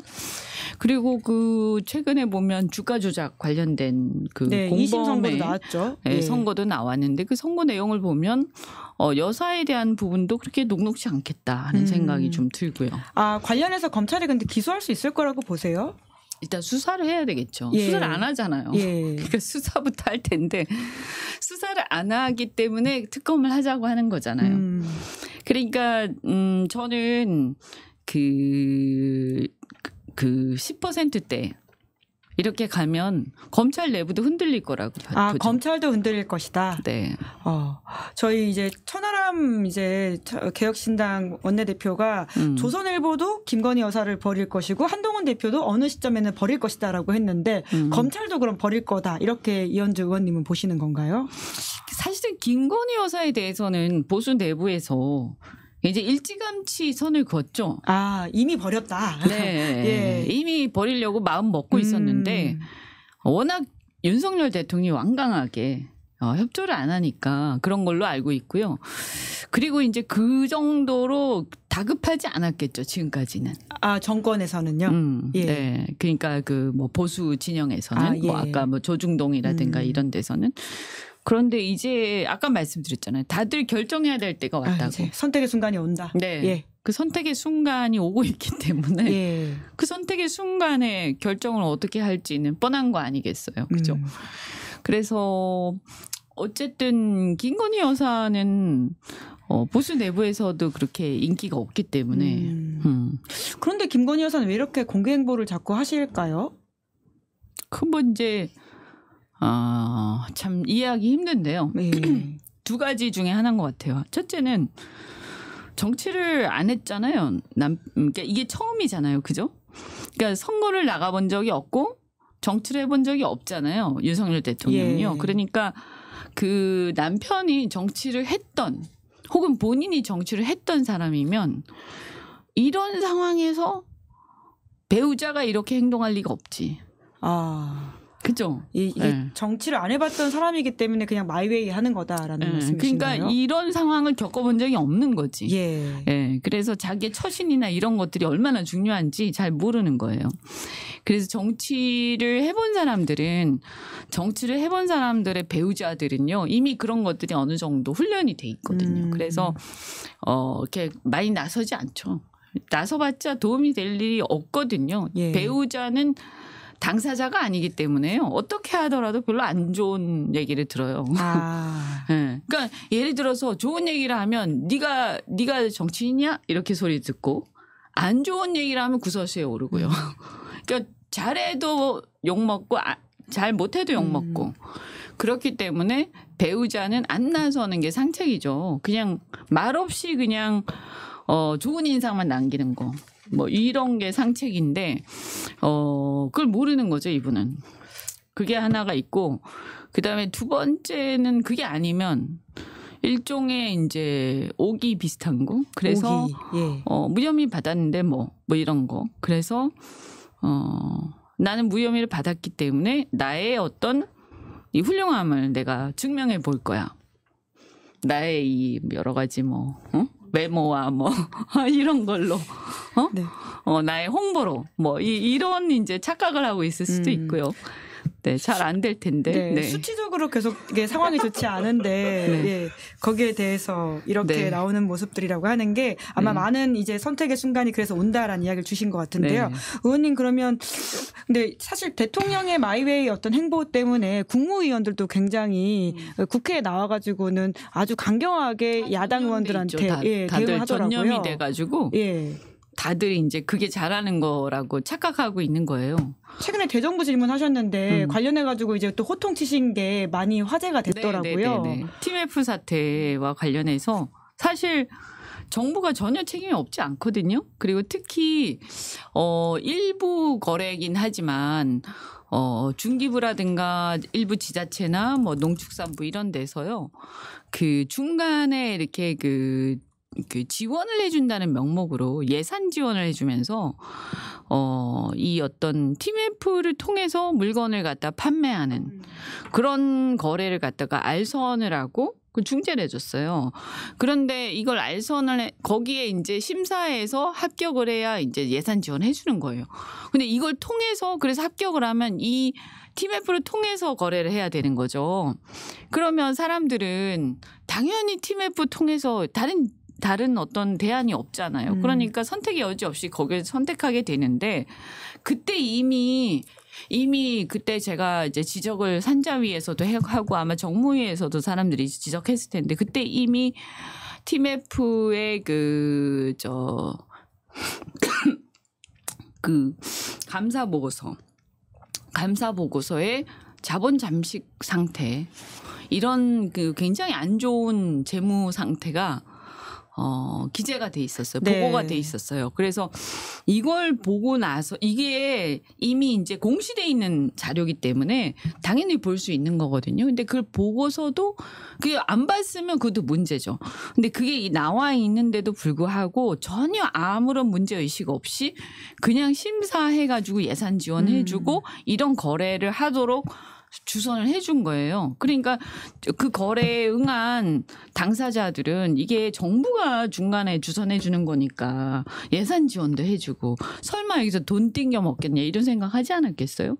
근데 이렇게 된 거예요. 그래서 전혀 의심하지 않고 여기 이 거래 안에 들어갔기 때문에 저는 이런 경우에는 문제가 있다. 그리고 정부의 책임이 인정이 될 가능성이 되게 높다고 보고 이거는 법적 책임도 일말의 책임이 아마 인정이 될 텐데 근데 하다못해 말이죠. 이거를 책임이 있습니다라고 말할 수는 없겠죠. 하지만 이걸 태도가 말이지, 왜 이렇게 뻣뻣하게, 우리가 왜 책임을 져야 됩니까? 네. 뭐 이런 식의 태도. 심지어 지금 보니까 어떠냐면 긴급 경영 안정자금이라고 돈을 빌려주는데 그 정책 대출조차도 다 안 해준다는 거예요. 다 안 해줘요. 그래서 일부는 못 받아요, 지금 대출을. 그러니까 그건 뭐야 이거. 그러면 생색만 내고.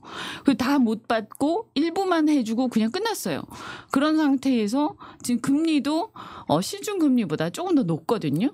근데 조금 높은 게 뭐 그렇게 대단해 이럴 수 있지만 그거 조금이라도 왜 높아. 낮으면 낮아야지. 그죠? 생존이 걸려있는 문제죠. 그리고 보증료까지 받아요. 0.5%로 낮추라고 내가 난리를 쳐가지고 0.5%를 낮췄는데 원래 1%였어요. 보증료가. 그러니까 그걸 또 받아 챙기는 거죠. 정부가. 그러니까 이런 식의 말도 안 되는 짓을 해놓고 잘난 척하면서 큰 소리 치는 거죠. 왜 정부가 도와줘야 돼? 이런 식으로. 그래서 화가 나셨군요. 네, 그래서 제가 굉장히 뭐라고 했는데 옛날 같았으면요. 정부가 엄청나게 궁지에 몰렸을 거예요. 근데 지금 정부는 어떠냐면 너무나 태연하고 당연하게 생각해요. 이런 게. 왜 그럴까요? 그러니까 너무 이상하죠. 그리고 이제 국민들도 이제 지쳐서 그런지 옛날 같았으면 정말 난리가 났을 텐데 이 정도는 이제 아무렇지도 않은지 모르겠는데 근데 이게 자그마치 이 전체 판매상에 지금 물린 자금이 1조 4천억 정도 된다고 그러고 숫자로는 거의 5만 명 가까이 되거든요. 이게 뭐예요 이게?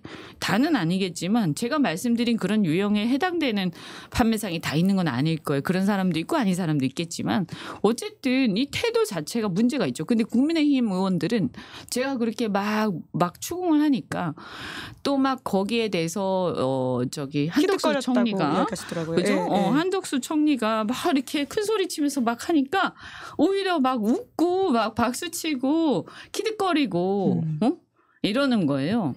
그래서 비웃고. 그래서 제가 웃지 말라고 한 거죠. 지금 사람들 지금 피눈물 흘리는데 지금 이 사람들 도산하면 거기 직원들 그다음에 그 직원에 딸린 가족들. 그죠? 이 사람들 지금 추석 때 얼마나 힘들겠어요. 근데 우리가 지금 남의 일이라고 이런 식으로 얘기하냐. 너무 화가 나는 거죠. 응? 저도 어쨌든 다 옛날 일이긴 하지만 IMF 때 아버지가 망해가지고 좀 고생을 한 적이 있어요. 그래서 이런 나라 그때 IMF도 사실은 국가가 조금만 신경 썼으면 그 정도로 줄도산 안 당했을 수도 있거든요. 근데 당하는 사람들은 굉장히 어렵잖아요. 그럼요. 그란투스님이 지친 게 아니라 먹고 사느라 너무 바빠서 정말 너무 빠듯하다, 힘들다 이런 취지 이야기를 해주시네요. 이제 국민들이 왜 이렇게 또 반응하시는지 대해서. 맞아요. 어쨌든 이런 걸로 웃고 하는 사람들이 너무 저는 막 화가 나더라고 진짜. 지금 국무위원들도 보면 제가 이렇게 보니까 그 뉴라이트 그죠? 아니 저는 그 김문수도 너무 웃겨요. 뉴라이트도 그렇고 그 사람들 그 식민지 그러니까 일제 강점기 시대에 국적이 어디입니까 물어보는 거 있잖아요. 그 저는 그 사람들 그렇게 자기들이 존경에 맞지 않는 박정희 시대에 한일 협정이 있어요. 그렇죠. 1965년. 그 한일 협정만 제대로 읽어봐도 무효라고 나와 있거든요. 이승만 대통령도 굉장한 반일주의자였다라고 알려져 있지 않습니까? 무효라고 나와 있어요. 식민지 시대의 국적은 무효라고 나와 있고 그게 해설서가 있거든요. 한일 협정의 해설서. 해설서에 보면 그것은 원천 무효라고 나와 있어요. 근데 그거 안 읽어본 거예요. 그러니까 너무 한심한 거죠. 공부도 안 하고. 그러니까 자기들이 존경하는 이승만이나 박정희만도 못한 사람들인데 그 사람들 어디서 그러니까 어디서 갑자기 그런 이론이 나왔는지 저는 잘 모르겠어요. 근데 어쨌든 이런 현상들도 보면 과거의 어떤 보수하고는 좀 다른 독특한 그죠? 독특한 주장들이기 때문에 독특하다는 말로 사실 좀 설명하기 어려운 행동과 행보인 것 같긴 합니다. 그러니까 이건 사실은 보수가 아니죠. 보수가 아니고요. 제가 얘기하는 게 보수와 진보를 떠나서 대한민국의 평범한 어떤 대한민국의 공통된 해석이어야 한다고 저는 보거든요. 그래서 이 문제는 보수와 진보의 문제가 아니에요. 그런데 거기서 벗어나서 지금 얘기하고 있는 이상한 저는 그분들이야말로 이렇게 매국주의자 아니면 뭐 반역 까지 얘기할 수 있는지 모르겠는데 어쨌든 국가에 대해서 국가의 이익에 반하는 국익에 반하는 얘기를 서슴없이 하는 사람들이죠. 그러니까 그런 이념이 있을 수가 없죠.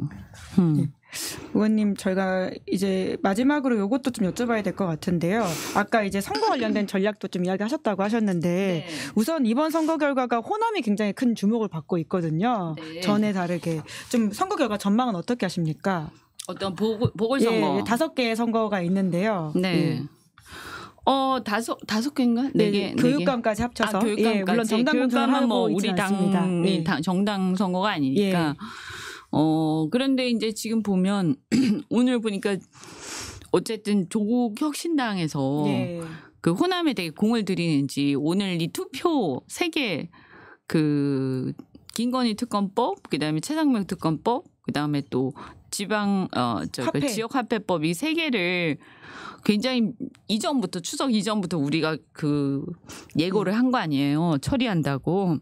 그런데 조국 혁신당의 지도부가 하여튼 다는 아닌지 모르지만 출석은 안 하셨더라고. 근데 의결에 참석을 안 하시고 어디로 가셨는가 봤더니 영광에 가셨다고 하시더라고요. 그래서 이제 거기서 최고위원회를 하셨대요. 그래서 제가 굉장히 못마땅했어요. 아니 쇄빙선 한다면서요. 쇄빙선 한다고 그러시더니 이렇게 중요한 이렇게 김건희 특검법 이런 거 중요한 거 아니에요? 근데 이거 할 때는 안 나타나시고 지금 민주당 이겨보겠다고 지금 거기 선거운동하러 가신 거 아니에요. 일종의. 조국 혁신당에서는 이렇게 밝히고 있는데 오늘 이제 필리버스터가 있을 것으로 예상하고. 그거는 자기들 그건 다 똑같지 그러면. 우리도 필리버스터가 있을 것으로 예상하고 그러면 안 오게. 다들 그렇게 하면 저쪽이 필리버스터 한다고 무슨 뭐 약속해가지고 지장 찍은 것도 아닌데 그죠? 그거는 변명이 안 돼요. 그리고 뭐 그 이후에 또 광주에 행사장 갔다. 저는 분명히 하셨으면 좋겠어요. 어쨌든 민주당의 우당으로서 그렇게 가는 건지 아니면 민주당하고 경쟁하겠다는 건지 그죠? 그러면서 지금 쇄빙선 포기하고 어쨌든 이런 중요한 법안도 그냥 다 때려치고 일단 호남 가서 민주당 이기고 보자. 이거는 좀 옳은 태도는 아니지 않냐. 그죠? 조금 서운하죠. 왜냐하면 우리 입장에서는 뭐 저는 개인적으로 사실 이게 교섭단체 완화하는 거 이런 것도 좀 이렇게 그런 것도 열려 있다. 그런 것도 좀 우리가 전향적으로 생각해 주는데 이렇게 생각하는 입장이었는데 굉장히 지금 20석에서 좀 낮출 수도 있다. 이렇게 보시는 입장이세요? 그렇게 생각하는 입장인데 뭐 정치개혁 론자로서도 그렇고 근데 요즘에 좀 이렇게 되게 우리 당원들이나 지지자들이 굉장히 서운할 것 같아요. 네, 이게 왜 이러지? 뭐 이런 거 있잖아요. 그리고 또 사실은 영광의 그 후보가 우리 당의 경선에서 2등하던 후보인데 갑자기 경선에 참여를 한다고 하다가 참여를 안 하고 보류를 하고는 등록을 안 했어요. 근데 조국신당으로 가는 건가 이랬는데 거기 안 만난다고 막 그랬는데 보니까 만났나 봐요. 그래가지고 말하자면 후보를 빼간 셈이 된 거죠. 결과적으로. 아니라고 막 얘기는 하지만 결과적으로 그렇게 된 거기 때문에 사실 굉장히 그것도 굉장히 서운한 부분이 있는 거. 물론 우리 후보가 또 우리도 좀 뭐 후보가 좀 부족한 부분도 있고 하겠지만 저는 이게 무슨 큰 두 당 사이에 그렇게 생산적인 그런 게 있나 이게 이렇게 하는 게 잘 모르겠어요. 네. 네. 그럼 호남 지금 그 윤석열 정권과 그다음에 김건희 여사 지금 이런 것들하고 제대로 싸워가지고 이겨야 되는 거고 쇄빙선의 역할을 제대로 하시기를 바라는 건데 너무 다른 거에 좀 신경을 많이 쓰고 있는 것 같아요. 네. 그럼 이번에 그 4개 선거구에서는 민주당이 몇 석을 지금 가져갈 수 있을 거라고 전망하세요? 이제 뭐 저희는 이제 뭐 군수 선거잖아요. 구청장 선거고 기초단체장. 일단 두 군데는 굉장히 어려운 것이에요. 그 인천 강화 같은 경우는 지지율이 거의 75대 25 정도 나온대요. 그래서 이게 뭐 거의 경북 수준의 지지율이 나오는 곳이라고 하는데 물론 거기 뭐 여러 가지 변수가 있긴 하겠지만 그리고 이제 부산 금정 같은 경우는 금정구가 부산에서 가장 고령화가 이제 심한 곳이에요. 그래서 만만치 않은 곳이거든요. 물론 부산이 많이 좋아졌다고는 하지만 그래서 저희가 노력을 해야 되는 곳이죠. 그래서 그 두 군데는 이제 인천 강화는 뭐 어쨌든 구도의 변화에 따라서 혹시 이런 거고 부산 같은 경우에는 정말 어렵지만 그래도 혹시 지금 아까 20% 이런 이제 정권 심판의 어떤 기운 이런 게 있으니까 혹시 뭐 이런 최선 다하자 뭐 이런 거고 이제 영광과 이제 곡성이 있죠. 그래서 호남의 두 군데에서 저희가 이겨야 되는 뭐 그런 상황이고 나머지 두 군데는 어렵지만 최선 다하겠다. 네, 그래서 혹시 뭐 민심이 어떨란지 기대는 한번 해보자. 뭐 이런 수준이죠. 최고위원님의 어떤 기대와 전망을 합쳐가지고 이야기를 해주셨습니다. 네. 저희가 마지막으로 좀 이제 그 재보궐선거 이후에는 전국이 좀 크게 출렁일 거다 이런 식의 이야기 해주시는 분들 많던데요. 이후에 좀 전망 지도를 그려주시면서 마무리 말씀해 주시겠어요? 어떤 전망이요? 그러니까 10월 선거 이후에 이제 정부가 또 지난번 강서구청장 선거처럼 크게 패하고 여러 가지 어려움을 겪는 게 아니냐라는 전망을 하시는 분들도 계시고요. 또 경우에 따라서는 아니다. 뭐 한동훈 대표 체제가 계속 유지된다 이런 이야기 하시는 분들도 계시더라고요. 재보궐선거가 이제 그렇게 하려면 이제 뭔가 이렇게 그 심판에 딱 적절한 딱 지역이 하나 있어야 되는데 이게 수도권이 아니라서 과연 그 정도로 어떤 민심이 딱 폭발적으로 딱 모일 수 있을지 그건 한번 지켜봐야 될 것 같고요. 근데 일단 그런 걸 떠나서 이미 이제 추석을 기점으로 해가지고 심리적 그 불신 상태 이런 게 왔지 않습니까? 그래서 저는 아까 말씀드린 것처럼 하반기에 출렁일 거다. 그래서 10%대로 내려갈 가능성이 되게 높고 국민들이 더 이상 기대하지 않는다. 이것은 뭐 어떤 큰 사건이 있어서가 아니라 그냥 마치 가랑비에 옷 젖듯 계속 지켜봤는데 도저히 못 참겠는 거예요. 내 삶이 너무 힘들어. 그리고 의료대라는 정말 참을 수 없어. 이런 상황인 거고요. 그래서 이런 이제 출렁임 속에서 아까 말씀드린 것처럼 여러 당사자들이 이제 자기의 선택을 해야 되는. 네네. 선택의 순간이 곧 온다. 이 오늘 거죠. 예언으로 저희가 마무리를 해야 될 것 같습니다. 다시 한번 오늘 방송이 인터넷 연결상의 문제로 좀 중간에 끊김이 있었다라고 하는데요. 깊이 사과드리고 저희가 클립으로 다시 올렸을 때는 무리 없이 보실 수 있게 하도록 하겠습니다. 이현주 의원님 오늘 바쁘신 와중에도 시간 내주셔서 감사드리고 또 굉장히 좀 건강을 잘 챙기셔가지고 활동을 해달라고 하는 응원이 있습니다. 그러니까요. 또 이번에 또 어쨌든 저는 그래도 고향이 부산이다 보니까 부산 금정에 또 가끔 지원을 또 가야 되는데 가셔야 될 상황이시군요. 네. 근데 거기 뭐 어쨌든 김경지 후보가 상당히 아주 그 유능한 사람이에요. 그래서 경제 전문가고 또 변호사이기도 하고 그래서 부산 경제를 좀 발전시킬 수 있기를 좀 기대를 하면서 저는 어쨌든 앞으로 이렇게 민주당이 이렇게 대안 세력으로서 좀 더 이렇게 저 보수나 이렇게 국민의힘보다 훨씬 더 민주당이 우리나라를 더 발전시킬 것 같다. 이런 이미지를 주는 게 중요하다. 네. 최고위원님의 깨알 같은 홍보를 하면서 마무리하도록 하겠습니다. 의원님 감사합니다. 네, 고맙습니다. 네, 김은재 뉴스인 9월 19일 준비한 방송 여기까지고요. 저는 내일 오후 5시에 뉴스 브리퍼 특집으로 다시 한번 돌아오겠습니다. 임경빈 작가, 김준일 시사평론가, 곽우신 기자가 출연할 예정이고요. 오늘 방송 재밌게 보셨다면 구독, 좋아요, 알림 설정 부탁드리겠습니다. 고맙습니다. 시사인이 만드는 정치 라이브 김은지의 뉴스인 매주 월요일부터 목요일까지 오후 5시에 생방송됩니다. 구독, 좋아요, 알림 설정으로 함께해 주시면 큰 응원과 격려가 됩니다.